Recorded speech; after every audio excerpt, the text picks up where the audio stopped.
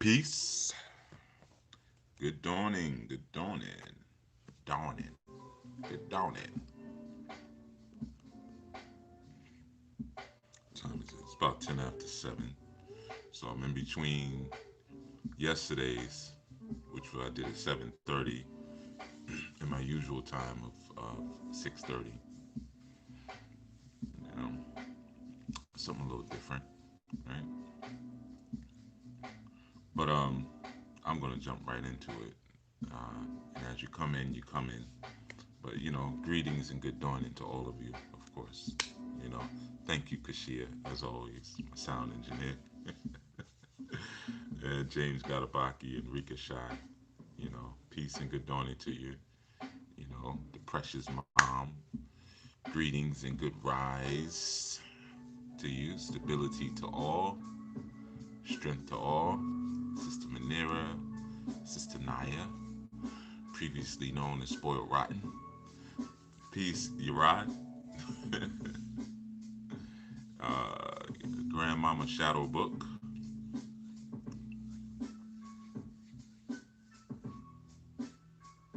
Peace to you. Gypsy Gray, Michelle. Yeah. And give thanks, Gypsy Gray, for the offering. And for all of you who've sent, some have used Venmo and Cash App. So thank you. Thank you for that. I appreciate it. I really do. Greetings, Ia Andreen. Thank you for, yeah, just showing your appreciation in that way. Thank you, Pad Mini 144. I appreciate it. You know, um,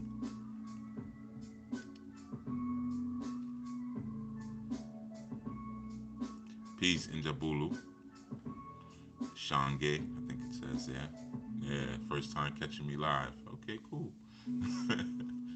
Peace, Ia Tracy. Yeah, yeah, yeah. I'm honored. Honored you showed up. Yeah. But oh, you are. It's.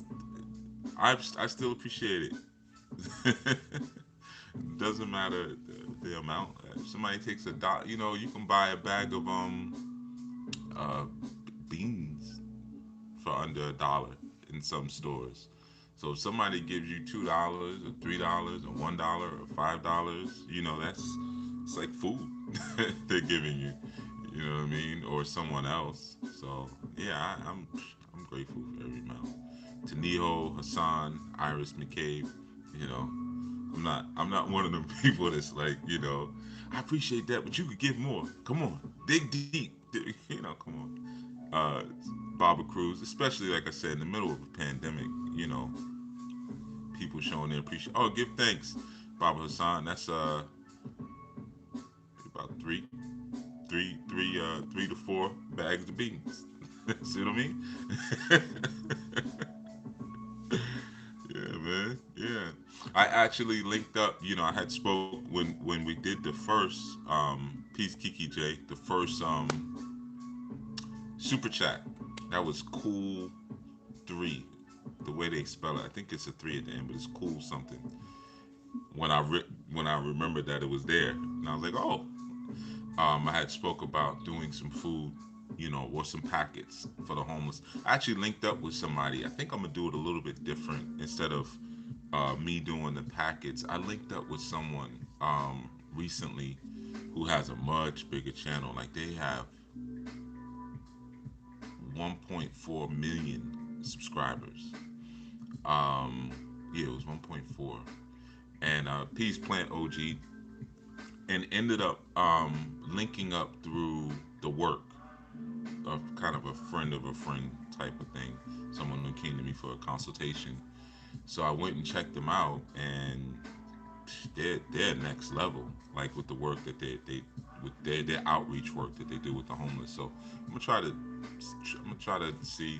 do something a little different this time, and try to establish a partnership over there. I really like the work they're doing, and even if not a partnership, definitely mirror some of their efforts, because yeah, they got a real cool thing going on. So more to be announced on that one.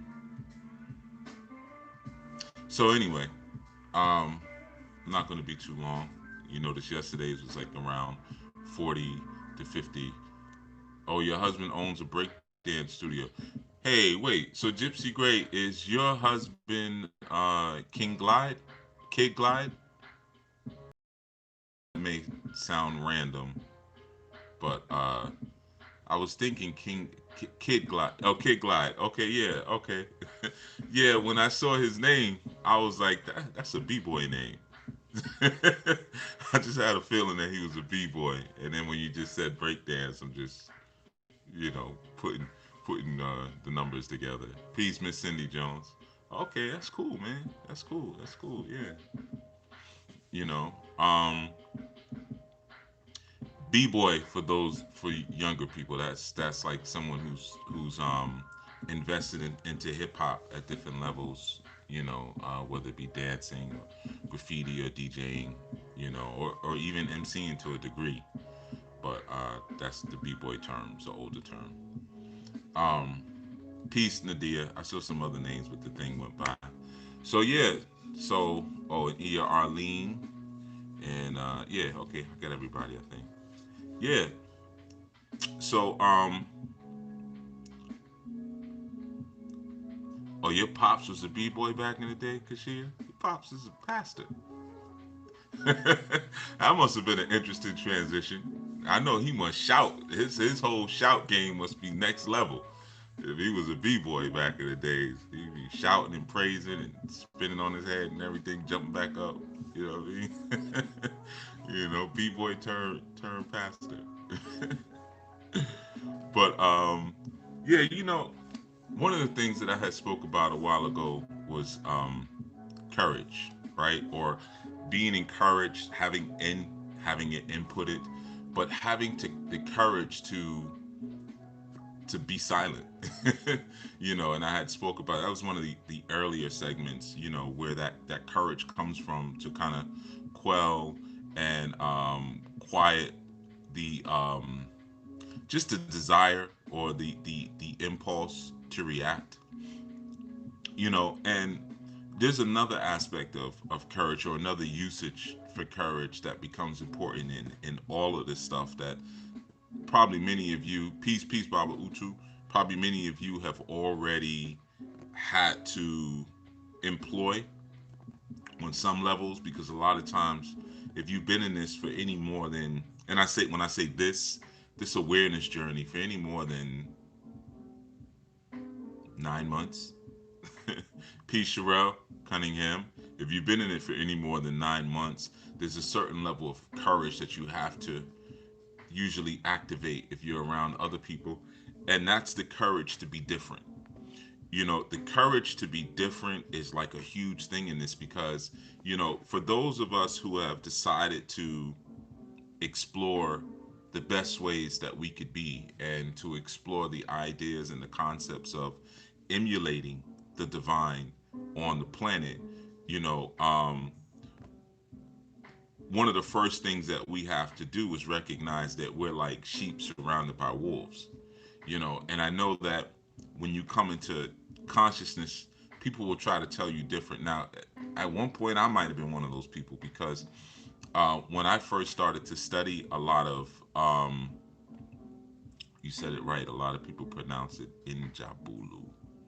Oh, okay, cool. Yeah, the end, it's the, it's probably just an English thing. People see a letter and they feel they have to.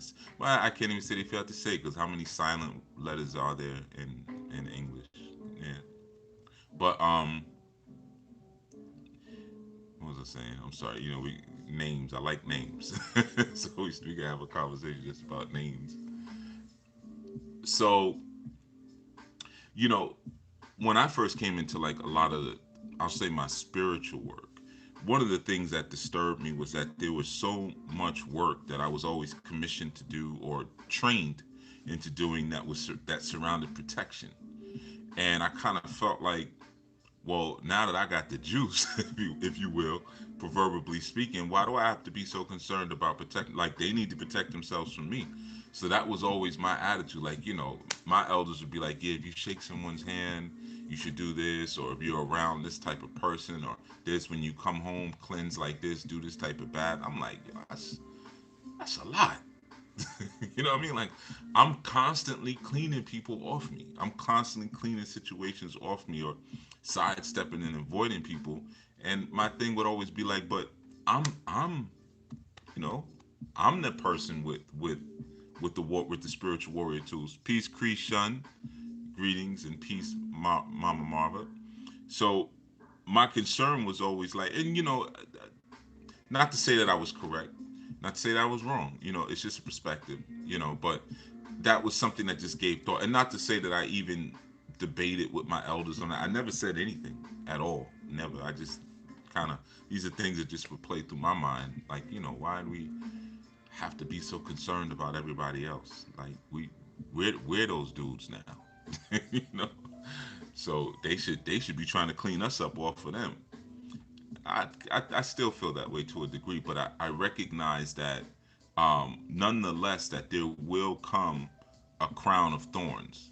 There will come scrutiny, there will come derision, there will come an ostracizing for anyone who says, okay, well, now I'm going to take on this archetypical personality and energy that's going to rise me up to where I'm supposed to be. Once you do that, yeah, it's coming. So what we live in a society, and these are the wolves. The wolves are not necessarily people per se, but the wolves, us as sheep, and the wolves is society's desire or society's campaign to amalgamate everyone, or to gather and corral everyone into this spirit of sameness, or into this personality and idea of sameness. Like, peace, Eddie Moon. You get that, like, when we speak a lot about, like, cultural diversity, cultural inclusion. Really, what that means is everybody do the same thing. There's nothing diverse really about it, right? So once you realize that, well, I'm in an environment that is constantly and consistently, peace, Anna Maria, peace, Shakira, is constantly, yeah, we're gonna be great today. You be great too. Thank you for that. Shakira said, be great, everybody. So we're gonna do that. Um, so when you're in this environment that's constantly saying we should all do this, we should all think this way. Right now, everyone is telling you need to vote. Make sure you vote, make sure you vote, make sure you vote, make sure you vote. And a lot of the make sure you votes, and I'm not going to have a political conversation, trust me, I'm not. But I'm just using it as an example. A lot of the make sure you vote doesn't address what you've been talking about all this time, right? So you may have a certain concern that has gone ignored, and then now people will say, well, if you vote, that's how you, peace, brother Vermont. That's how we can finally bring these discussions to the table. I mean, if you finally would vote, the cops will stop lynching people. Lynching black people. Like, so now everything becomes that, and if you don't do that, then now you're demonized to a degree. Um, so there's always this movement that everybody should be doing the same thing. Peace, Nikki Love. Everybody should be doing the same thing at the same time, right? Um, the same thing, like, if you ever speak about consciousness and you see someone who, peace, Ia Aldere, you see someone who's possibly scamming the community, and you bring it up, especially if it's someone who's of your same genetic phenotype. The first thing people will say, well, what are you doing for the community, right? Now, you may have put 20, 30 years in, you may have put 10 years in, you may have put 5 years in, but because you're not saying what that peace, Watessa, because you're not saying what that person is saying at the time that they're saying it, now what you have done gets negated, because we're all, this peace, Baba Haru, we're all on this code right now. This is what we're on right now. This is the code that we're on right now. The code that we're on right now is voting, or the code that we're on right now is this or that. And if you speak any divergent language to that, now you're just out of touch. You're just off code. You're just not aware of what's happening with the culture, right? So sometimes when those experiences happen, we get to a point now where we feel like, you know what, I need to get on call. I need to be doing what everybody else is doing, or I at least need to bring that discussion of what everybody else is doing to my own personal table. Maybe I do need to reflect on voting and what that really means. Maybe, yeah, Here's a common thing that comes up. Peace, Dawn Williams. Good doing it. A common one that comes up when you catch somebody scamming, and like I said, if they're a person of the same genetic phenotype,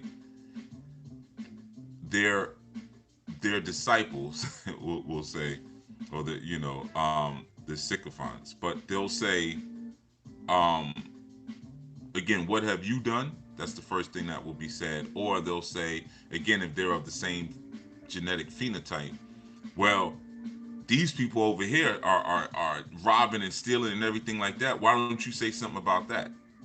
You see, so this usually those two responses that will come most of the time. Peace, Alex Agant. You know, so you shouldn't call out your own who are doing things in your community to poison and destroy your community, because there's people outside of peace change. There's people outside of your community who are also poisoning you. So don't deal with the enemy within, only deal with the enemy without. You see, so these are the things that happen, and sometimes it causes us to pause and, like, or may cause some of you to pause. The enemy is an enemy. You know what I mean? Um, but that's my own philosophy. You might feel differently.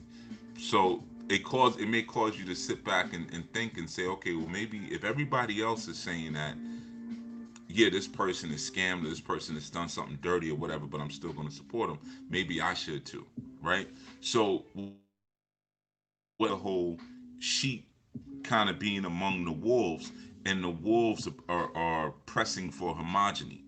The wolves are pressing for sameness. So it's not the wolves necessarily, like, you know, you now decided to choose righteousness and divine awareness, and as a result, the people around you are going to tear you up because wickedness is stronger than righteousness. It's not necessarily that. The wolves are sameness. The wolves are assimilation towards one programmed thought. And the reason why I say programmed thought, because there's not this collective awareness and this collective enlightenment where everyone outside of you, comes to this decisions and says, you know what, this is we need to be voting because voting is this and that. And again, I'm only using voting as an example. I really don't want you to think this is a political conversation about voting or about the candidates that are on the table, because it's not. All right, peace, Barbara Logan. I want you to be very clear on that. Just using it as an example because it's a big thing right now, and everybody is, make sure you vote, make sure you vote. And there's a certain guilt that people try to instill in you without maybe even knowing your story. Like, you get people of all ethnic groups saying make sure you vote, without a sensitivity to the reality that your vote and the result of that vote doesn't mean the same for everybody. You see what I'm saying? So that, I'm trying not to, I'm not going to get into that conversation. I'm not, because I don't want to get sidetracked with that. But there's no thought of the differentness, you know, or the fact that people been voting. Like, you think this is the first election? People been voting and still getting literally getting knees put on their neck and murdered, after they voted, after they thought they made a right decision. Still having to be concerned about their little girl going into a bathroom and there's a dude in there, you know, dressed not like a dude, and looking at her a certain way, but they voted. They did what you told them to do, you know. So some people have already gone that route, but it's the same thing. Like I said, when you call out a scammer or something like that, and someone says, well, "What are you doing for the community?" Because like I said, often we are not a people of history or memory. We're a people of emotion. So emotions can be used to assimilate people into a certain space. So for you, as one who was thoroughly invested in knowledge and thoroughly invested in the journey of truth, you have to have the courage to be different. And you might see everybody going right, but your directives, your prime orders and directives have told you to go straight, and everybody's like, nah, we going over here, we making this turn. It's kind of like, you remember, like, a couple months ago, um, all the rage was on plant-based foods. You know what I'm saying? Everybody was talking about plant-based foods. Even people who never, talked about it, and the impossible this and the plant-based this and the plant-based that, and then it's kind of dying down now. you know, and everybody was on that for a minute and super excited about that. And you had different celebrities. This is where we go back to the story part. Celebrities who were endorsing it, and people were getting excited because they liked that celebrity story without really asking themselves, like, are those celebrities scientists? Like, have they done any scientific research?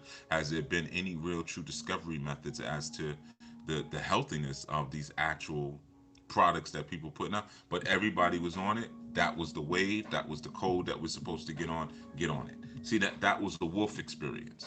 You see, now some of us who've been eating right for years, we knew, I don't eat that garbage. You know what I mean? No, that's Soylent Green. That's laboratory food. Oh, they extracted this element, piece of all. They extracted this out of meat and out of the blood and the hemoglobin, and it gives this kind of what? So basically, they made androids. They made androids. I'm supposed to eat an android. You know what I mean? Some of us knew that when people were bringing it to me, yo, you gotta try it. They sell them at I don't want to say no company names, but they sell them here. We can go get the burgers, and I'm like, yo, I'd rather you bring me back a cow burger than bring me that. Bring me back meat. I'd rather eat. My body knows what meat is. My body doesn't know what that is. I can process meat, you know what I mean, but I don't know what the heck that crap is, and neither do you. I'd rather have chicken or something, or not. And I don't even eat those things. So that's the point that I'm making to you. I'd rather eat the meat that I can recognize and eat that, right? But that was a wolf experience. Everybody get on this wave. You see what I'm saying? Everybody get on this. Everybody ride on this wave. You know, and then you have people who, again, the guilt thing was there. Well, it's not harming anything. It's not. You're over here injecting blood into chemicals and into plants, and that's not harming the plant. That's not harming plant life. This genetic experiment that you're doing to plant, these soybeans, that's not harming them. you know the truth is, on this planet, and I'm gonna say this and then we're gonna move on. you know um if you don't if you don't kill, you don't eat.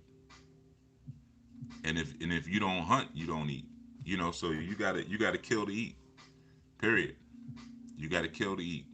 Now, you process that however you feel like processing it, but that's something you're gonna have to deal with.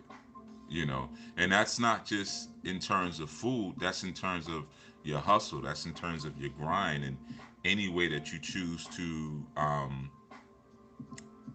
get your revenue. Any way that you choose to get your income, you're gonna have to kill to eat, period.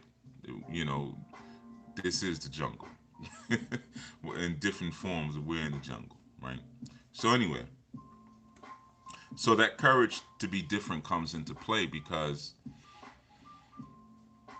a lot of misinformed or uninformed people will try to get you into a certain space, and it becomes very difficult because sometimes we don't have the faith enough to hold on to a particular idea, or to a particular promise, or a particular vision that says, you know what, not only do I have to not get on that wave, but I have to stay on this divine wave, because I have to maintain an experience where people will be able to come to me when their situations begin to fall apart. I'll give you an example.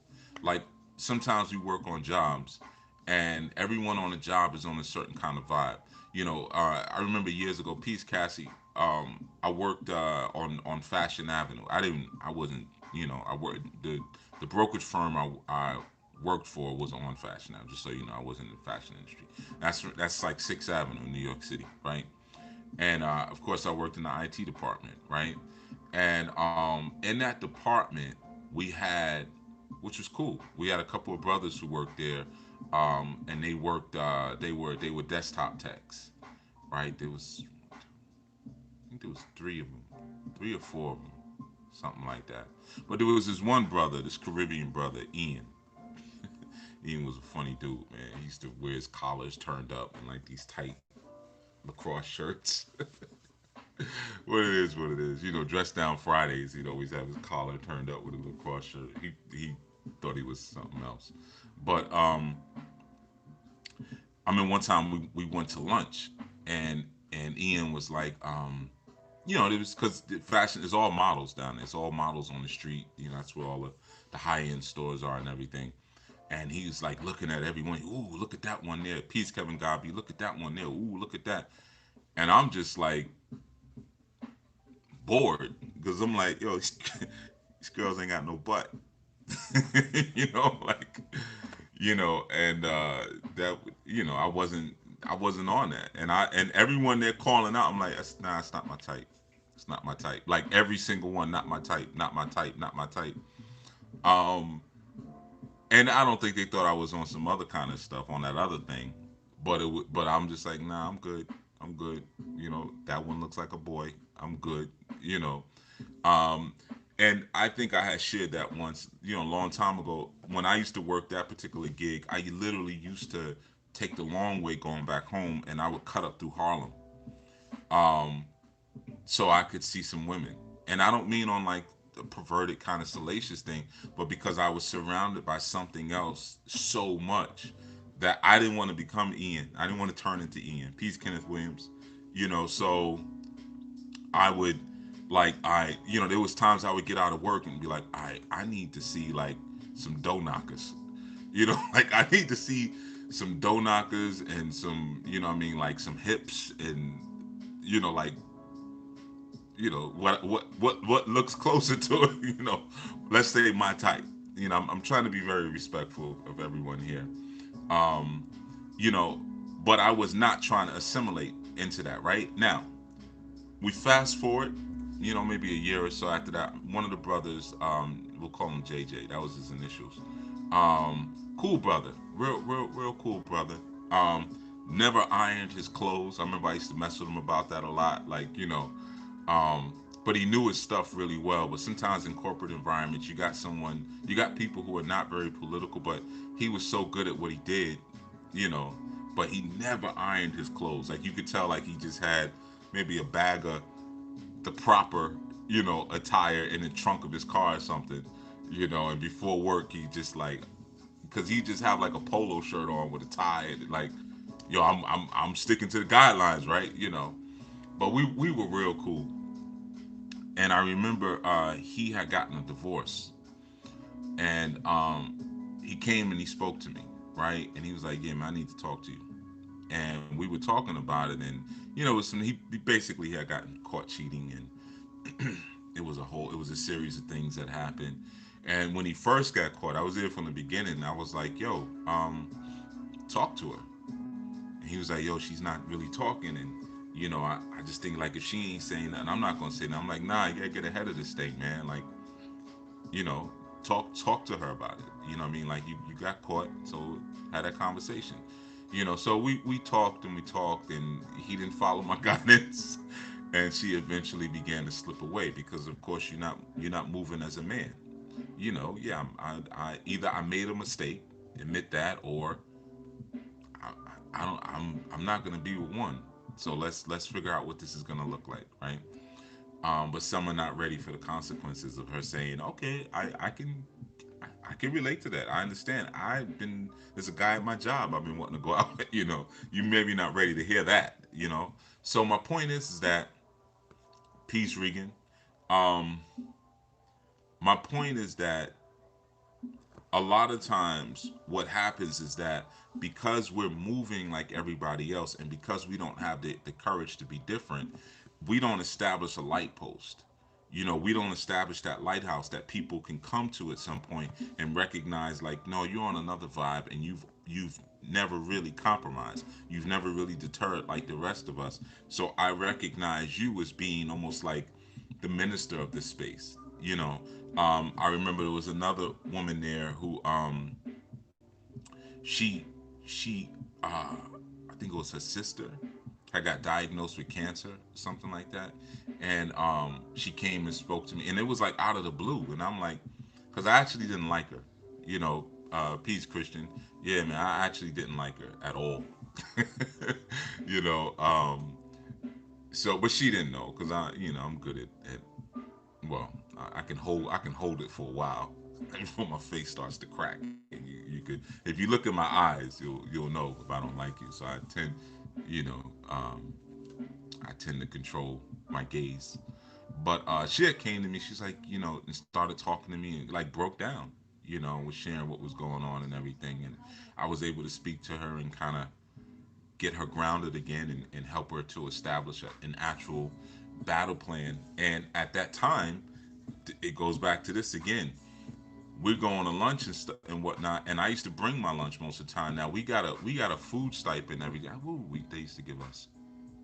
I think it was $20 a day, something like that. We got like, so I used to just pocket, my stipend. Yeah, it was like 50, because we had a cafeteria and that beautiful, like amazing food we had there. This company had a lot of money, and then we had changed locations at one point, and where we went to there was no cafeteria, so they would just give us a food stipend. And but me, no matter what cafeteria, now I brought my own food because I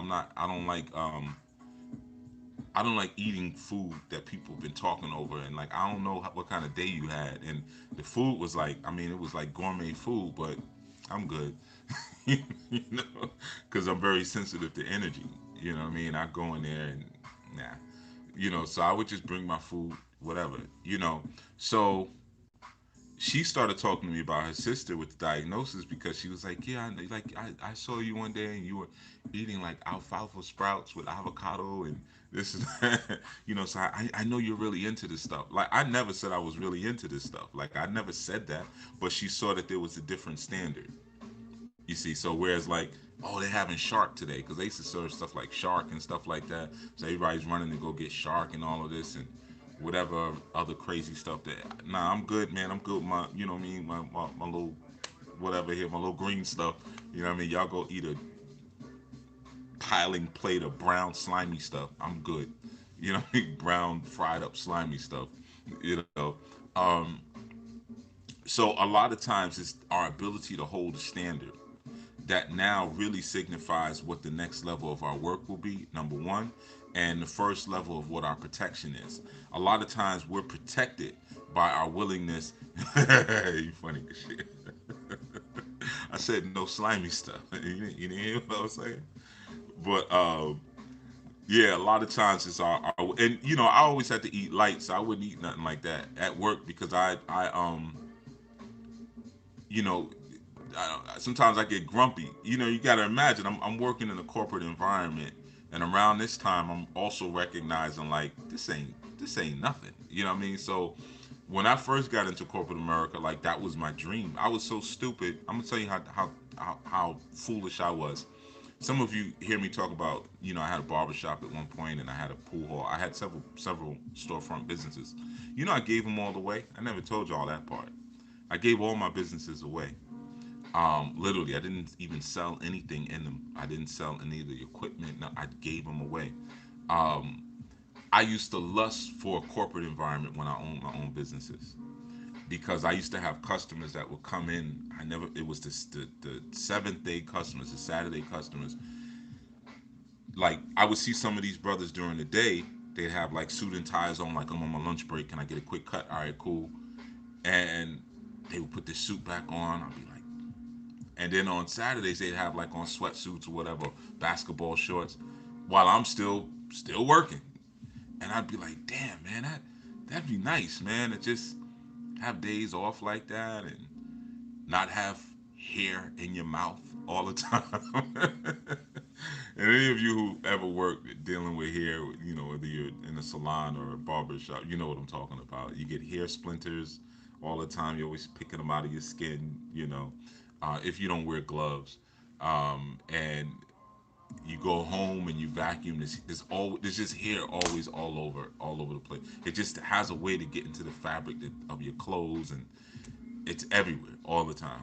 And and like I used to say, like I got an afro in my stomach. I know I do. I know I'm eating hair all day. Anything I eat, I know it's got hair in it. You know what I mean? Um, so I started to lust for that environment, not knowing, not appreciating what I already had. These people were debt slaves. You know, and I didn't have that issue, and I didn't know what I had. So I started work studying computers, and long story, but got into the computer field and gave the businesses away, right? Um, so after I was got through my initial intimidation of the environment, which took maybe about less than a year, within a year I was like, these people are not as smart as I thought they were. This environment, peace, young but fly. I realized like these people are not as smart as I thought they were, and they're not. The mystique that I had about this place is not really. This place ain't really that big a deal. So by the time I'm working the gig I'm talking about, I'm already disenchanted. And I used to have to eat a certain way during the day to give myself fuel to get through the day. So I didn't like to eat heavy because I know I would get cranky. You eat some of that food and now I'm tired. I'm sleepy. I'm coming back. I'm at my desk. I'm cranky. And what? We got a meeting at 3. Oh God, another freaking meeting. A meeting about the meeting. Now I'm telling the truth. We will have a meeting about last meeting, which was really a meeting about when we're gonna meet next. Now I'm like, so I'll be like, no, let me just eat my alfalfa and my avocado, a little bit of water, keep things kind of light, and then when I get up out of here, then I go eat for real. you know. So that's why I wasn't eating heavy. The Peace Max Ing. You got so many doggone usernames. If that's you, I think that's you. But so anyway, yeah, some people say that's my everyday, right? That's, you know, I've been there, done that, and when I left that environment, I left with a bang. Maybe one day I'll tell that story about how I actually exited corporate America, but it was with not a bang like I was acting stupid, but like long story short, I used to wear suit. That was my required. I was a VP at where I was at, and wore a suit every single day. And my last day, I came in and I had a jean suit on. I remember I had a jean suit on and some Timbs, a Scully hat, and a box cutter in the side of my head. And they were like, "Who the hell is it? Just walked in up in here." And had my laptop and my phone and the things that they had given me, that were associated with the job, and I had put them on the desk, and I was like, "Yo, I quit. I resign." And that was just a real funny thing, and that's how I dressed outside of the job. You know what I'm saying? I always had a box coat or a razor on me. I wore Tim's, and I remember Pina, that was her name, Pina, the head of HR. She's just looking at me up and down, and I loved it because I'm like, yeah, you didn't know it was one of them up in here. Fooled you. And I don't want to make it into a whole racial thing, but sometimes people don't know how that you're multidimensional. You know how to code switch. So you're in that environment, and they don't know how intricate your mask is.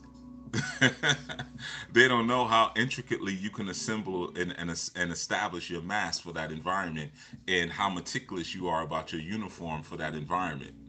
They have no idea, and they think that you've assimilated. They think you've gotten them, and then they find out. And sometimes that's why when you're in those environments, there might be a security guard or a janitor, and I used to hate when people would do this and like they ignore them. The janitor be like, "Hey, bro, how you doing?" And you're like, because you don't want to be found out. I'd be like, hey, peace, brother. How's it going? How you doing today? You know, give a F about these people. But I knew how to do it. I knew how to close the doors. Hey, man, what's going on with you, man? Hey, da da da da da da da. I saw you had such and such plate. So where you from? Oh, you from the Bronx? Oh, word. Okay. Boom, boom, boom, boom, boom, boom, boom. We could rap. Or it's after hours and I'm there working and the cleaning people come and I'm like, man, I ain't gotta do all that, man. Like, go chill. Let's turn the music on, whatever, right? So when I came in, it was like he was right underneath our noses the whole time. Yep. So anyway, you talk about the courage to be different. Like I said, and there's a whole long thing to that.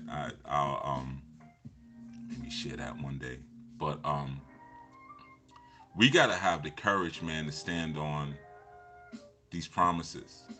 We gotta have the courage to stand on this vision. You know what I mean?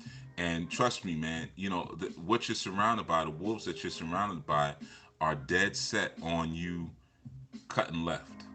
You know, that experience, huh? Well, one thing about that experience, Mama Marva, is that I always had a model with me. I worked at a lot of different companies because I knew I was, I had my own strategy. I wasn't loyal to any of these companies, and I worked at some of the most prestigious firms, that you could imagine. And my whole thing was always come in as a gentleman, leave as a gentleman. That was what I used to always say: go in as a gentleman, leave as a gentleman. So no matter what happened, and I had some ugly things people tried to do to me and say about me and things like that. I would say however I came in is how I'm. If I came into the interview like, oh hey, how's it going? Yeah, yeah, oh, this is a wonderful place. Yeah, I've done some research in your company, and you guys are doing some amazing things, man. I see some of the innovations that you're doing, and I just I feel like this would be an awesome fit, because to be honest with you, I really, yeah, I know when you look at my CV, it shows that, yeah, I've kind of moved around. I've done a lot of contracting, but I'm really looking for a place that I can dig my feet in. I'm really looking for a place that I can root and not only help to expand. I mean, I'd love to see this place grow, but I'm really looking for a place where I have an upwardly mobile career path, where I can really grow inside of it. That's how I used to talk. You know, so if that's how I came in on some Carlton Banks, Carlton, if I came in like Carlton, I'm gonna leave like Carlton. The only difference is, like I said in that time, you know, you saw like he's he's still talking like Carlton, but he doesn't look like Carlton at all. You know what I'm saying? Like this is something different. That's convincing. Yeah, I know. Yeah, I told you. I was. I'm not lying. I was there. Yeah, I knew how to smooth them. I remember that the brokerage firm I'm talking about. I got into that spot. This moron, the individual who interviewed me. Oh my god, I could tell. Sometimes as a man, and some of you brothers may relate to this. Peace, Brittany. You can tell when certain. That's how I made that situation happen. Not I didn't do any sex rituals, but you know, just just a little, just kind of turning up a little bit the sexual tension. I ended up complimenting her style. Like that's how over the line that interview was, and she was just like, I was like, yeah, I see it. You have a great sense of style, and da da da da da. Frog face chick, but I knew she liked the Mandingo. So you learn how to work different things. You gotta know how to read people. You know what I mean? Yeah, it's finesse. Finesse that situation, and ended up having to leave that situation because of a melanin rich woman went berserk. She used to like to go berserk on people, and I had to tell her like, you can't talk to me like that. And she was really high up in the firm, and that was the beginning of the end for me. They after that they started building cases against me, but she came in my office screaming about something that wasn't. It literally had nothing to do with me. But she just went into the IT department and was like, "I'm just gonna scream on the first office once I get into that department." And she's, and you're gonna, and I'm like, you know, talking to, like that's what's in my mind, and I'm sitting there staring and like, looking at her like over my glasses. Like, I remember her name was Denise, and I was like, Denise, you don't need to speak to me that way. That was my response. I was like, Denise, you don't have to speak to me that way. I said, I have nothing to do with that. I don't work in that division of the department. And that's all I said. That was the beginning of the end. you know. So, but I didn't care. I didn't care. I'd rather hold it down that way. See, that's part of the courage to be different. One of the things that you got to be prepared for, peace, John. You know, one of the things you got to be prepared for when you take on the mantle of divine structuring and divine stability, and you're not looking to really bend on that. You got to be prepared for people say some of the ugliest things about you, or say some of the ugliest things to you, because yeah, Denise did go on a trip, she'd probably fired by now, you know. I mean, this was many years ago, but people like that, they don't last so long. You can't just keep feeding, because she was like that with a lot of people. But when she would get around people who were not of her ethnic group, she's a totally different person. She was just so friendly and so warm, and things like that. But in IT, there were a lot of non Moorish brothers and sisters in IT, but the core nucleus of those of us who were making it happen were East Indian and Moorish. I mean, we were the ones in the server room who were actually keeping everything up, but of course, all the supervisors were actually female non-blacks. Interesting. My supervisor was actually a Moorish sister. Because I remember when I had to start working my way out, and she was like, they're plotting against you. And I was like, and this was like, you see the patience of people. This was like 7 months later. I was like, why? Because I'm the star of the department. I didn't say that, but I was the star. That everyone came to me, and she was like, "You remember that incident with Denise back when we were at the other office?" It's like, incident. There wasn't no incident. She came in going crazy. She was like, "Yeah, I know." She was like, "But when someone like that comes in and starts screaming and yelling at you, you should only be benevolent." That was the word she used. She was like, "Your only response should be benevolence." And you told her that she didn't have to speak to you that way. Peace, Fase. So I was like, she told me this with tears in her eyes, because after I left, they ended up firing her. But I was like, yeah, this is, come on. And she was a Christian. I remember that because she used to be in the office playing gospel music, But she was a Christian, real sweet woman. And I remember I met her husband, big football player, big gigantic football player, Attila the Hun looking type of brother. And I was like, man, y'all don't want to be upsetting this this man's wife. This man will come up in here and flip this whole place over. You know what I mean? But me and him, we were real cool. You know. But anyway, you gotta be prepared for that. See, that's the thing. You got to be prepared for how they're going to speak about you and how they're going to deal with you, and what they're going to say against you, because you're holding a standard. You see, and you're holding a standard of truth. See, that's the hardest thing a lot of times for those of us to do. We don't have the courage to hold that standard, because again, everything around us is saying go this way. So even when I'm in that environment, I'm supposed to like these flat booties, and let people just yell at me, and that's not, no. Not only is that not my cultural standard, that's not even my spiritual standard. I'm a melanin man. So it's all about that bass note. It's all about that. You look at a bass guitar, it's bigger on the bottom and skinnier on the top, right? So that's my vibe. That's the world that I come from. And as far as anyone yelling at me, male or female, nah, I'm not really into that. That doesn't get me off. Peace, India. That doesn't get me off. So, um, there was already a divergence, and that's why this particular individual was always in her office playing gospel music, because she was trying to. It's like what I spoke about yesterday.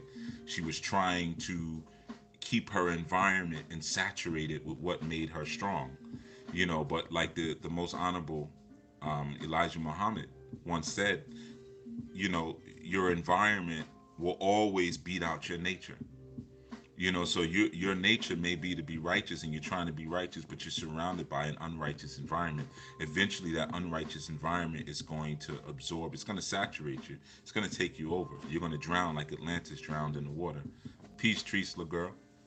you know so that's an important aspect that we have to like always keep in mind, because when society gets desperate or the world gets desperate, and if you don't think that we're in desperate times and people are about to get even more desperate. If you don't see that, then we got to go back to some earlier lessons. But as they get desperate, they're going to call on you. They're going to call on you for strength. They're going to call on you for instruction. And, a part of your compassion is to be there. Like I said, even as you're stacking and you're putting things together for your emergency supply, put something aside for your neighbors. You know what I mean? If you say, well, I'm going to buy, 3 cans of beans for my emergency supply, buy 1 can for your neighbors. Oh man, I ain't turned the thing off again. I'm sorry for all that noise. Or if I'm gonna buy they got a 20-pound bag of rice, buy a 10-pound bag of rice for your neighbors. We're coming into a time now where you're gonna have to be that lighthouse. You're gonna have to be that light post. And I'm not saying you're saving the world, because you can't save nobody. If you're on sinking ground, you ain't saving nobody anyway. So I don't want to reestablish or reinstitute that idea of we out here to save our people. We ain't. That's not what's happening. The only thing that you can do is hold a standard, and you hold a banner of truth, and you maintain that standard without moving. You see what I'm saying? And that now allows people to encourage themselves to be themselves. It's okay to be different, but understand that there's a difference between being different, being weird, being an a-hole, and being righteous. And a lot of times we assimilate all those other things to being different. I've always been different, and my family was always been on this. Just because you were different doesn't mean you were right. You know, so there's a difference when you're recognizing yourself. Well, I'm holding a standard of righteousness, which is a totally different type of experience. So I'm not going to allow those around me to fill me up with their poisons, right? So, for instance, I got, brothers like Ian and whomever else, and my man JJ, who was, messing. They were all messing with different women in the company and stuff like that. Both of them, excuse me for the noise again, I apologize. Both of them had mates and stuff like that, and were trying to get me on that vibe with them. Oh, so and so in accounting, she's been looking at you, or this one, or you see the new girl who works in the such and such, or they got temps at the such and such. We're gonna go down there and I'm good, man. I'm good right here. There's a reason I have an office and y'all all work in one room. Like, not to be a snob, but there's a reason why I'm wearing a suit and y'all are wearing lacrosse shirts. Like, catch up, bro. But my point I'm saying is that they were trying to dump poisons into me. Peace of queer. They were trying to dump their poisons into me, and I wasn't alive. I wasn't going for it. So no, I don't want to see that picture. No, I don't want to hear that joke. No, did you hear the one about? No, I'm not interested, man. I'm not into that. Why you bring that over to me, right? And that's that's one of the biggest works that we have to do in establishing a standard. We can't let it's like the analogy that I've given you before of a boat. The boat is surrounded by water, and the whole point is to not to let the water get inside of the boat. Once that happens, it sinks. So if you recognize yourself as a sheep and you're around wolves, the whole point is not to let the wolves get into your corral. They're all around you, and you might have to move, and you might have to set up a wall where there's an inner compound where we keeping the sheep safe, because the wolves all around. So sometimes that water trying to come into the boat is the dirty joke. Sometimes it is the picture of, yo, check out this picture of so and so, or this one, or so and so had a nipple slip. Check out this nipple slip. Whatever it is, or we're gonna go downstairs. We're gonna do this, or whatever's happening on your job or happening within your family, whatever. That's the water trying to come into the boat, and you have to have the strength to hold a difference, to hold a standard, and say, nah, man, I may be surrounded by that for now, because I'm in this boat so I can get on dry land. I'm not in this boat to stay in the boat. So I'm not in this environment with people who I completely clash with on a spiritual, ideological, and ethical and moral level, because that's just what my life is. I'm traveling from one place to another. And like I said, when you're fulfilling a dream, when you're fulfilling a vision and moving away from dreams, you're going to have to go through an obstacle course of things that you probably don't want to do. And sometimes the don't want to do is going through that water. You might be afraid of water. You might be afraid you're going to drown, because drowning means, wow, I'm going to sink into the deluge of this ignorance. I'm going to sink into the deluge of this emotional, kind of domination. and that's not what I want to do. So you need to stay in the boat, or like the old mythology of Red Riding Hood, when when the mother told her stay on the path, and she veered off the path. And what happened when she veered off the path? As soon as she veered off the path, she ran into the wolf. And then her whole life changed after that. Now, of course, the wolf represents sexuality. So that's what the hood was. She had a period. She's a woman now. So she had the red hood, she menstruated. And, once our people saw, like, now you can make babies. So if you don't want to make no babies, then stay on the right path. Stay on the peace, quantum love. Stay on the righteous path. But Little Red Riding Hood was, what's over here? There's berries over here. Oh, now you meet the wolf. Now, what is the wolf? The Mandingo. You see, Peace Heather Smart. It's the Mandingo. You see, um, so and that changed everything, because Mandingo will change your life. So that was actually the science of that story. But it's the same. It plays out over and over. It's the same thing for us. When we come into a maturity, understand that being born is a process, just like dying is a process. And some of us may have gone through puberty at 13, 14, 10, 9, whatever it is, but there's still a spiritual becoming that we're going through. There's still a spiritual maturation that we're going through. There's like a spiritual menstruation that happens, if you will. And when we get to that point, it becomes even more critical that we don't veer off the path. Now, I said it's even more critical in times like now, when we're going into desperate times. You see, in these desperate times, everybody has been doing the same thing, has no clue as to what to do, right? So they're just going to start throwing old rhetoric back at you. Make sure you vote. You gotta vote. Like, that's all you got. You don't have anything else. No, because you have been doing the same thing everybody else has been doing all this time. But if you have been holding the standard over here with me, you'd be able to see the horizon. You'd be able to see, like, no, this is actually what's important, or that's what's important. That's actually what's coming next. That's actually what's happening next.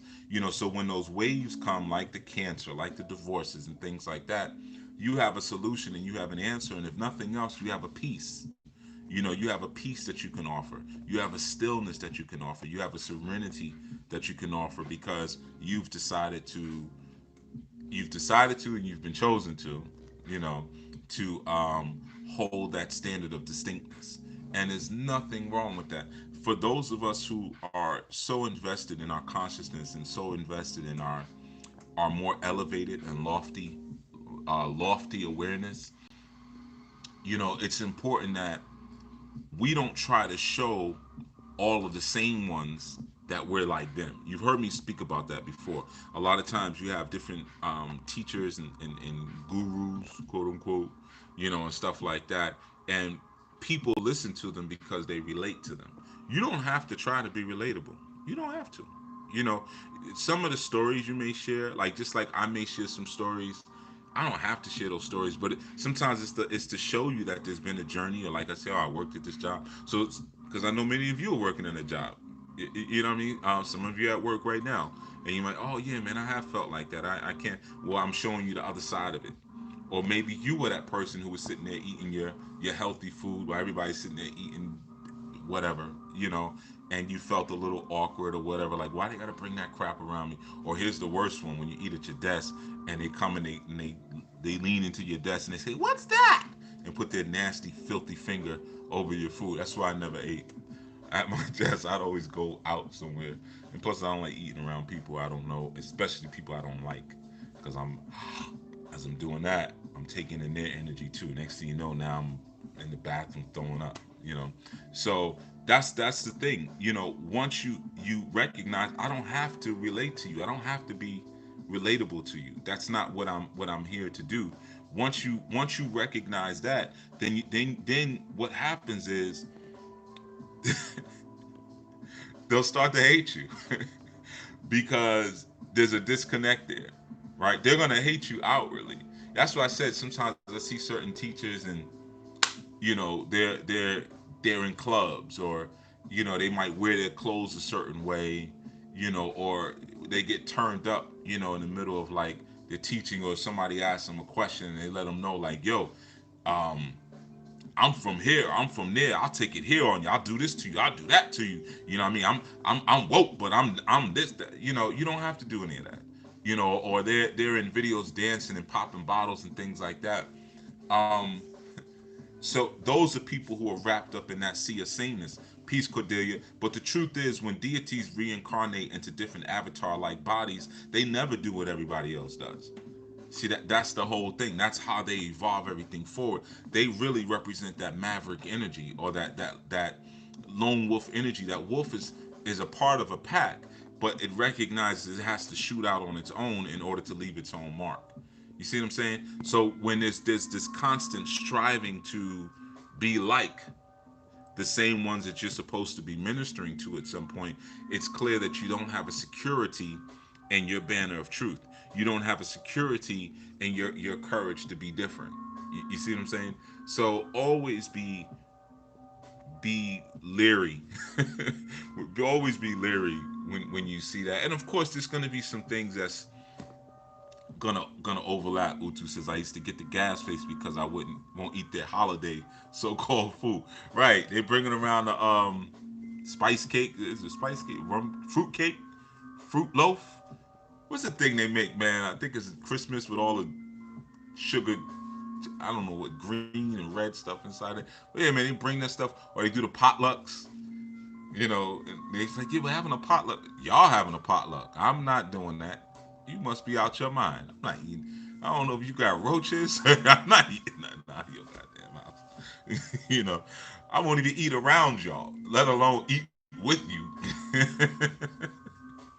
Right? Are they bringing a triple bacon lasagna? Nah, man, I ain't here for that. I ain't here for all that. I'm here for a career. I am not here to make. Y'all ain't my family. You know, that's a lot of times you're in these environments and like this is the only social interaction that people have, and that's why they become so ruthless inside of this environment because for some people these jobs are everything. This is where they found their husband or found their wife. This is where all their friends are. This is where their arguments happen. This is everything for them, and for some of us it's a stepping stone. You know, we have something outside of this. We have a standard that's more important. We have a standard that we're tethered to, and this is just some of the unfortunate things we have to do to get there. Like I said, you got to be able to see your job as your investor. My supervisor or my CEO, whoever, that person is investing in my company. That's it. So the time, the 8 hours or 9 hours or 10 hours that I spend inside of this environment is only because I'm collecting the coins for my investment. It's not because I'm making a life of this space, you know.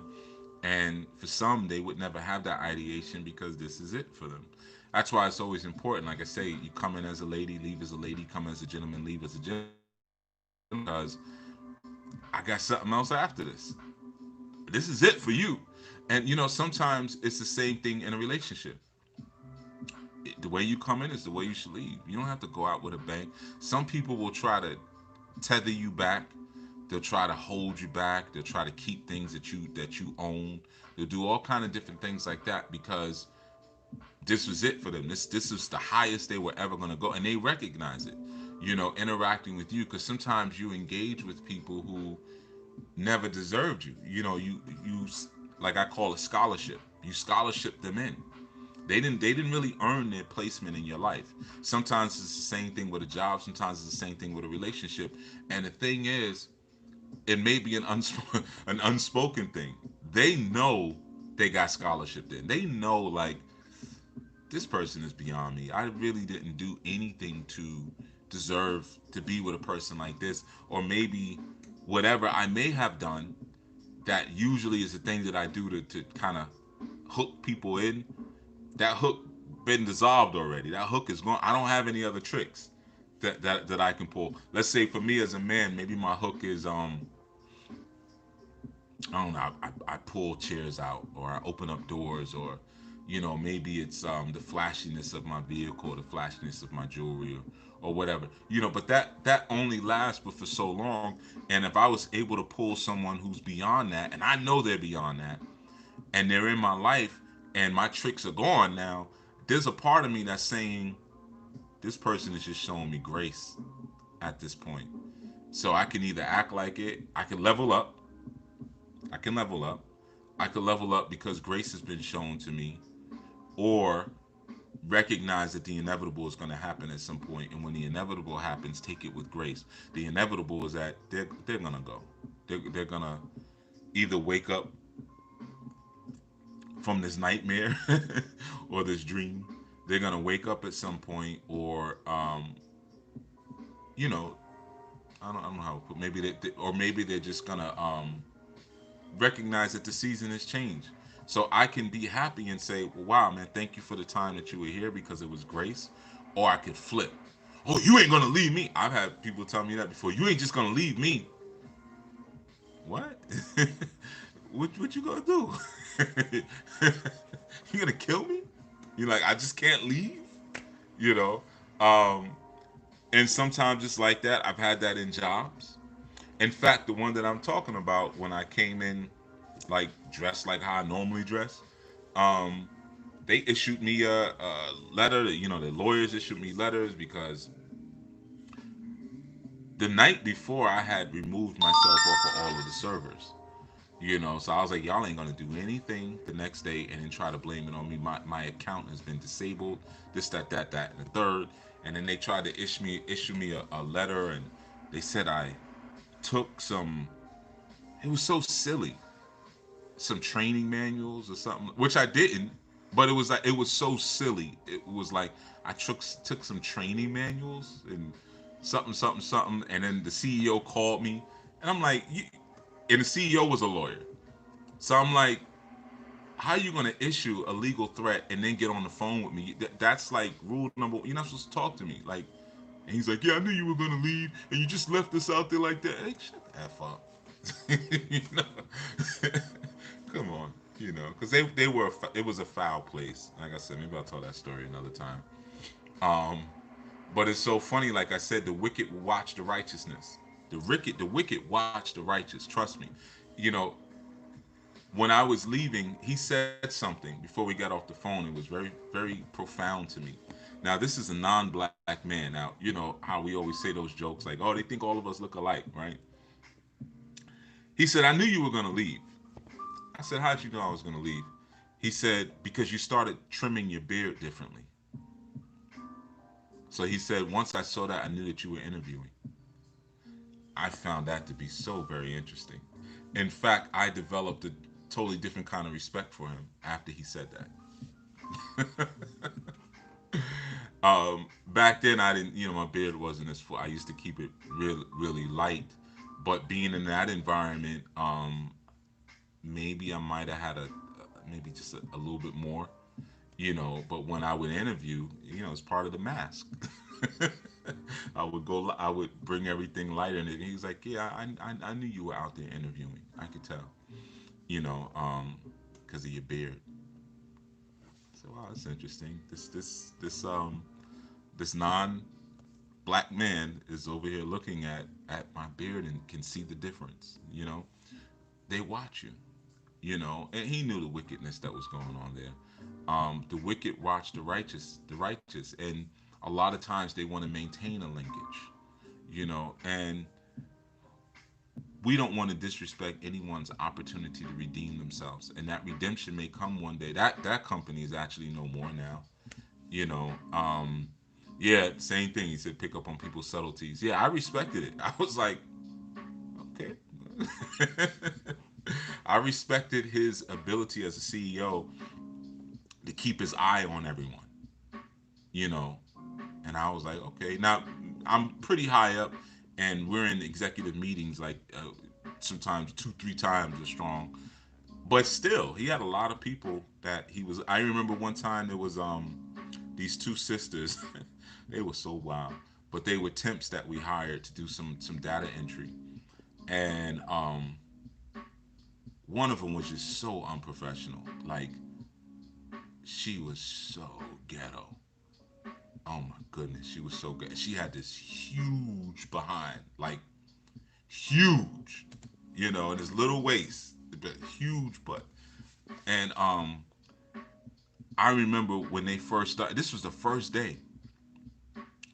I'm walking down there was this. outside of my office. There was like some cubicles. It was like a walkway to get to the other side of the office. And I'm walking, and I hear her go, like real loud. She's like, mm. And I'm like, okay, you know. So I go over to the person I speak to, and I come back the other way, and then she was like, I walked by, and she was like, swap, swap, swap, swap, and I'm like, and like the other sister was like, stop, stop, and I was like, what's that? She was like, I could see how that thing swinging when you walk. She's like, that thing just swinging, swap. I'm like, yo, this is like our first day. And I remember her name too. She was wild. She was wild. Oh God. But I could just tell you stories about this particular girl. Yeah. Oh God. I'm trying to get the things out. I don't want to say anything, but she was very forward, very loud. And I remember one time the CEO came over.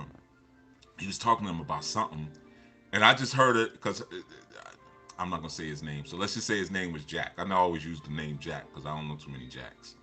Um, and I just heard she was like, Jack over here trying to play us. Jack trying to play us. And he's like, no, no, no, I'm not trying to play you. I wouldn't play you. And I'm like, look at him trying to use the words.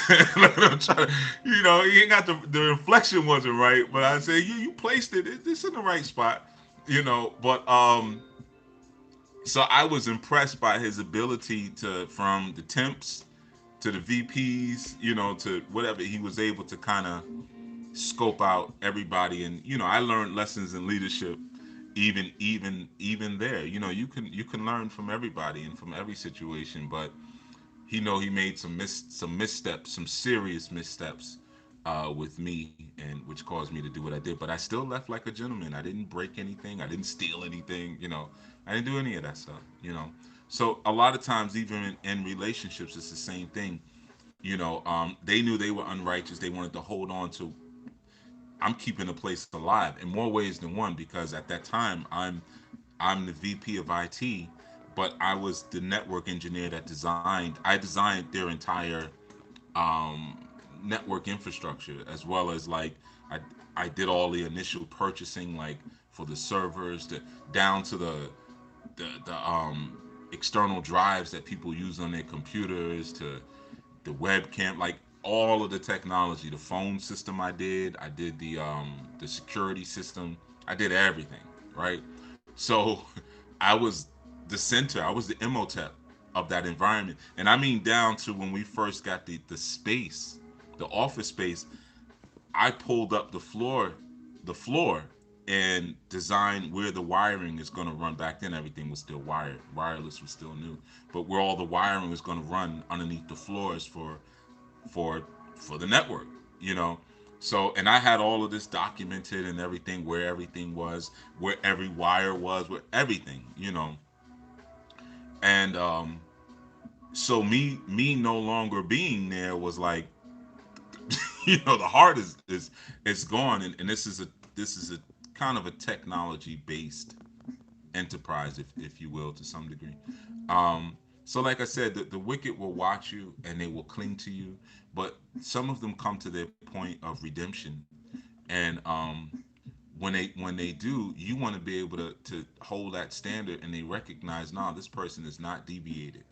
And that may mean that there's some things that you're not going to get. They may mean that there's some opportunities that you're not going to receive, or there's some sacrifices you're going to have to make. When I left that spot, I had no job lined up. I had nothing lined up, nothing. And I remember the head of sales said that to me. She was like, "Oh, so you're going to another?" I was like, "No," and I was proud to say loud, "No, I don't have anything else." I wanted them to know. Like, I wanted them to know. Like, no, I ain't got nothing lined up. That's how much I need to get up out of here. And I didn't. I wasn't lying. I had nothing lined up. You know, and you know, uh, Yah will make a way, because I maintain righteousness, and I recognize, like, I am not gonna be less than a man. She may have been loud, But she was right. Schwap, schwap, schwap. Yeah, it's long and hanging. I'm all man, baby. You know what I mean? And I'm not going to be anything less for a coin or for anything transient, because I've made a promise and I made a commitment to the divine creator. And that's the standard that I'm going to hold, and I'm going to continue to hold that. You see what I'm saying? Um, so that's just something to think about. Now, it may not be a swap swing. It may be something for you, for you women. It might be something different. But however you conceptualize it, and I didn't use it as a concept. Just so you know, I'm just recanting a story from her crazy behind. Um, but have the courage to be different. And I know you may be afraid sometimes, but do it anyway. Some things you got to do while you're trembling. Some things you got to do while you're shaking. That's what life is. Everything isn't done with your chest poked out, and and you pounding on your chest, and yeah, yeah, yeah. Um, I was encouraged on some levels at that time, and on some levels I wasn't. Part of the encouragement that I got, I remember going home and telling my woman, like, yo, I ain't going back there tomorrow. And she was like, all right, well, we'll be all right. You know what I mean? Like, she knew her man. She knew, like, we'll be all right. And that was it.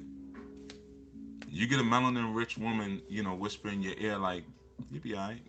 And especially if, you get a little meat that night, and she whispering it again while you're getting a little meat, you'll be all right. So what else could you tell me? What else could anyone tell me after that? You know, the divine has said it to me, and the earthly mother has said it to me. I'm good. You know, and a lot of times we waver because we don't have that sanctioning from the creator. We don't have that, so we really have nothing to tether ourselves to. We don't have that approval, where the creator is like, yeah, this is the direction I want you to go in. We're functioning from our own idea. So based upon that, it's so easy for us to kind of, maybe I should just, maybe it's just me. Maybe I just need to, be less of this, be less of that, be less of me, because we have no earthly, like I said, the earthly mother is wisdom, or what they call the ruach, or the ruach hokadesh, the Holy Spirit. That's the mother. You see what I mean? And when you separate from your actual mother, and and this is as a man, as a woman, it's a different experience. But the woman is always going to be connected to the earthly mother, or his mother, or excuse me, her mother. Um, but when you establish that relationship, and your woman becomes like a mother to you, if she's any good, you know, um, and there's a certain wisdom that comes from that relationship, you know, and again, your divine father should always be that consciousness that's in your head at all times, always. It should always be there. So once you have that kind of tie, and once you have that kind of connection, that courage to be different becomes a lot easier when you deepen and strengthen that relationship, because you have your crew. I'll give you a quick thing. One time, my Baba said one time that I never forgot. He forgot it, and I always remembered it. I remember one time, um, my my Bob and my mother were having a heated kind of discussion, as people do, and I was young. I was probably about, I could almost tell you exactly. I was between 5 and 6 years old, somewhere around there. And she said something about his friends. She was like, "Though, um, so how sisters, how y'all get when in the midst of battle, you start going for the juggler." And she said something like, your friends ain't ish, like, ain't none of your friends worth ish, except for one. She called out one. She was like, except for so and so, he the only one that's, he's like, the rest of your friends ain't none of them ish. And I remember it was me and my siblings there at the time, and my baba had grabbed us like he in a like he was in the center of us, and he pulled us close, and he said, "These are my friends." He's like, I don't care about what you're talking about." He's like, "These are all the friends I need right here." And I was about 5, but I remembered that. And I remember years later, and I mean, when I say years later, like probably, yeah, like 30 years later, bringing up that incident to him. And he was like, he he like he was like that. Well, that sounds like something she was saying. He's like, that sounds. But he was like, he's like, yeah, she say stuff like that. But I didn't totally, remember that. I was like, yeah. But see, that was something that, you see, a lot of times we don't realize people are watching us when we're holding a standard. You see, because he held a certain standard, and he recognized, no, this is the garden that I'm tending right here. You know, these these little ones here. These are my friends. Um, sorry for the alert. I know it's loud, but that established something in my own mind as far as a standard, and as far as um, where my strength comes from. And I'm gonna get off. We've been on for a while, but one of the things that you got to, I said this in an earlier segment, is that one of your greatest strengths when you're trying to encourage, be encouraged, or and like kind of really focus on your standard of truth. One of the things is that you have to approach everything you do with joy. I had a sister say that to me once, something like that. She said, "I noticed you said something to me," and I said to her, like, I enjoy the pleasure and the pain. Whether I'm going through a difficult time in life or whether I'm going through a pleasurable time in life, I enjoy it all. Now, one of the reasons I enjoy it all is because, like I said, like I love my legs because I can walk. I love mobility. Not that I got like big pretty legs or something like that. I don't think a man should have big pretty legs, but um, I love the fact that they work. And I think mobility is such a blessing. I saw a elder man the other day. He was walking with a cane. It looked like he had a bad hip, and he was taking his time. He was taking his time, but he was walking. And I was just happy for him. You know what I mean? And it was just one block, and he was taking forever to get up this block. But I'm just like, you know what? But he was able to get up that day and put his clothes on or whatever, if someone else might have helped him, whatever, and say, you know what, I'm gonna walk from here to there. And there's a lot of people who can't do that. There's a lot of people who lose mobility. So for me, that's a huge blessing, right? Um, but that's the thing. You start to um, see those different values, and like I said, whether it's you see where your strength is, or you can appreciate your purpose in certain strengths. So like I said, it may be your children, but you start to see that um, there's an appreciation for the purpose, and there's an encouraging towards what our standards are, and encouraging towards what our differences are, once we start to get a better sense of what our power bases are. And then once you get a sense of your power base, and then you connect and you align within that, then it becomes very difficult for people to tell you, in order to get strong, you got to be the same. That becomes a very difficult task. But like I was saying, when you find joy in whatever work that's associated with your power base, right? So like when I said to her, whether it's the pleasure or the pain, because if you've ever, let's say if you've ever been sick, or here's one. If you've ever had someone very precious to you transition, you would give, and they were very close to you and you miss them, you would give anything just to have a moment of them fussing you out, right? If you could just have, like, if you could have 1 hour. Let's say it could be a parent, it could be a grandparent, it could be a sibling. Let's say there's something you used to do all the time and used to annoy them, and they get on your case about it. If you could just have them back, just for an hour, say, why don't you pick up your sister, or you did it, you would enjoy it, right? So this is what I mean, that whether through the pleasure or the pain, I still enjoy it because I enjoy and I appreciate the sensations of living. Whether it's something that my body and my emotions is not enjoying, I'm living. If it's something that I am enjoying, I'm living. No matter what, I'm living. and this is a part of life.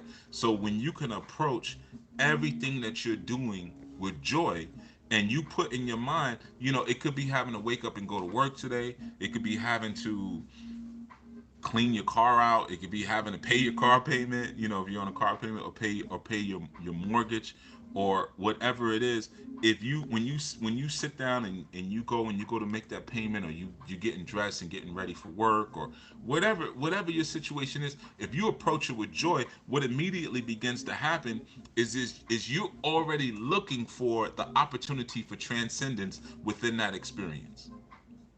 Because I'm approaching it with joy. So yeah, I got to go to court today. I got a parking ticket, or or I got into a fight or whatever. But you know what? That is what it is, man. I'm going to court. And I'm not talking about when dudes be coming into the court shackled, and the judge is like, "Good morning, Mr. So and so. Good morning, Judge. Highly blessed, highly blessed and favored.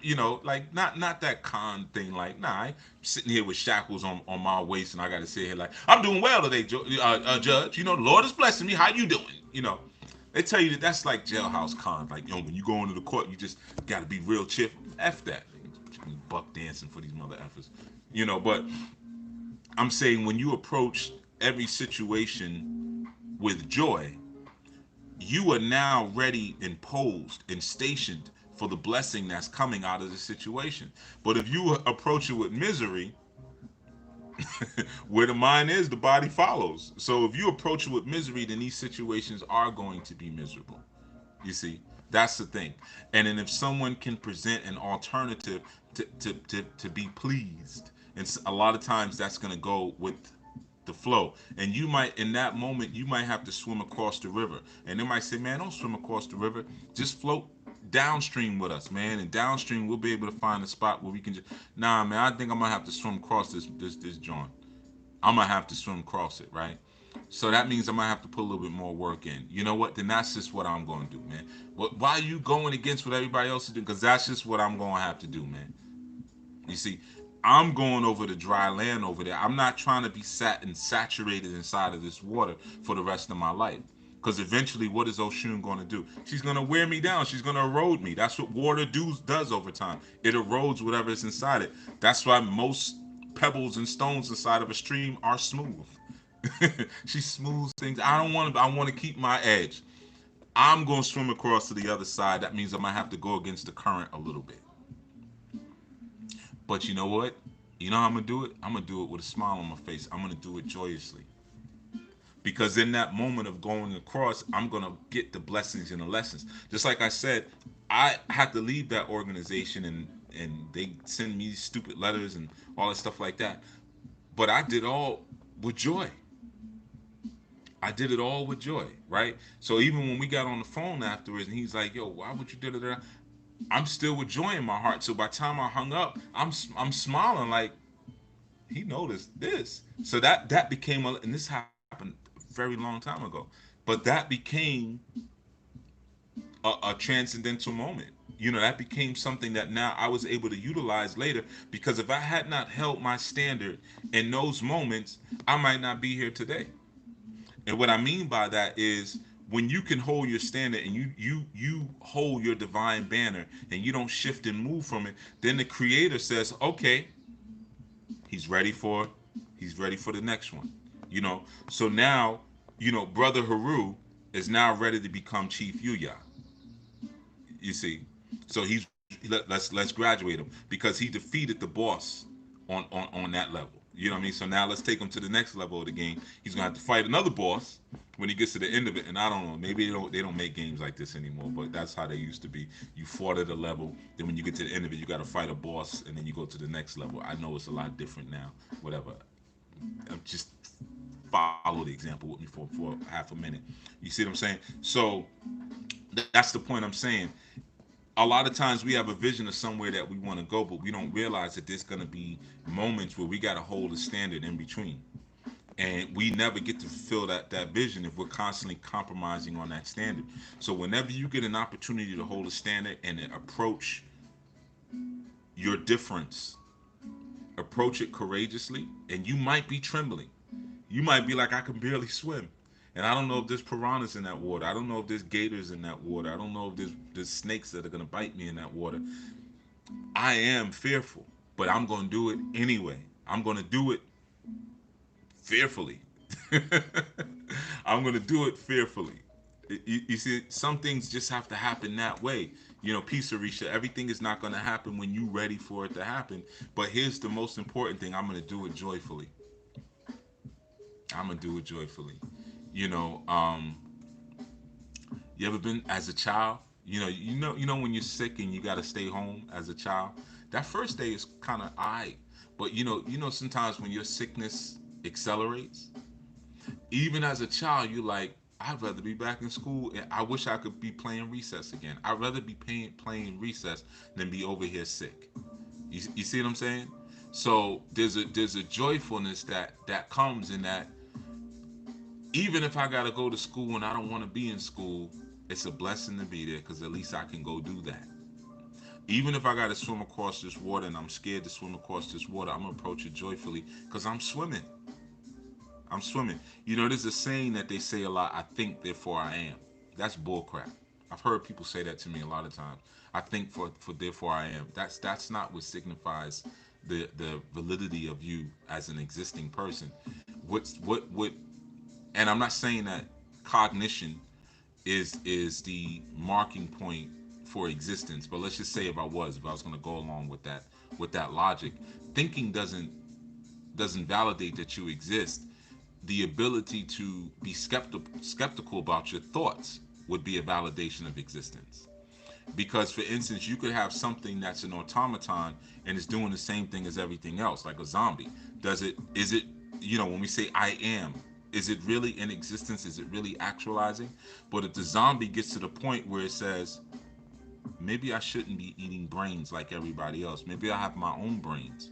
I don't have to devour the brains of other people because I've lost my own cognition, but I have mine to focus on. Why are we always walking? Can't I just sit still and eat people? Or it starts to question its very habits of sameness. That's what now, within that thought construct, that's what now would constitute, you know, an existence. And I know that goes against what maybe a lot of you are taught. If you maybe you come from the school of like Rene Descartes, and Rene Descartes, like, I mean, I guess he's considered they're such thieves, but he's considered the father of modern philosophy. But um I think therefore I am. No. Your thinking can be programmed into you so that you're not really critically thinking. You see? So you got to get out and vote so you can be counted. Oh, that's how I be counted? Oh, okay. Not the critical thought that goes beyond the notion of what you're saying to me. Isn't that how it would count? Through my maybe possible difference or my doubt or my skepticism. You see? But yeah, like I said, I didn't want to. I went longer than expected or desired. All right, so that's pretty much all I wanted to say on that. And if anybody I missed in the chat and didn't greet you, it wasn't me trying to be rude. You know, um, sometimes I don't catch everyone, but have the courage to be different. Have the courage to stand on your banner of truth, and as you do it, you up for president. Nuh-uh. No, I'm good. No, I'm good. I am not trying to get uh, assassinated. I know what happens next after that. I'm good money where I'm at in front of my brown curtain. This is it. I'm good right here. Yes, sir. Yes, sir. I know how y'all treat people who take the forefront. You welcome them in. Come on in. Yeah, yeah. We like what you're doing. Crucify them. They welcome you into the town center and then they crucify you. I'm good. You know, but yeah, man. So just do it joyously, and if you got to do it while you're scared, just do it while you're scared. But most importantly, man, hold the line of your difference. Trust me, hold it, and just be ready for those who are going to need you and who appreciate you because you held it. That's all. All right. So everyone, be well today. Be safe. Ooh, y'all are saying some stuff. Lobotomize you like Kanye. Ooh, did you just say a mouthful? Yeah, because he was trying to hold his standard. He was doing well for a minute. He was holding his standard, and then they brought them witches along, and some cyborg witches with all them cybernetic body parts. They gave him a witch and all kind of stuff. Yeah, he said a mouthful on that one, Baba. Yeah, but you're welcome, everyone. You're more than welcome for what was shared with me and what I'm sharing with you. And like I say, love somebody today, inspire somebody today. Peace, McCobe, Sandy Paris. By the way, I don't think I greeted you earlier. And protect each other. And Iya Arlene, you're more than welcome. As well as you, Tracy. Thank you for Flower and Wild Girl. Yeah, you saw my alarms going off, man. So you know what that means. I'm running behind. All right, so let me get on to it. It's almost 9 a.m. So it's a lot of things I got to do. And yeah, Baba MGC, peace to you. And all you other ones. And yeah, be well today. All right, be well, everybody. Peace, peace, peace, peace, peace. You're welcome. You're welcome.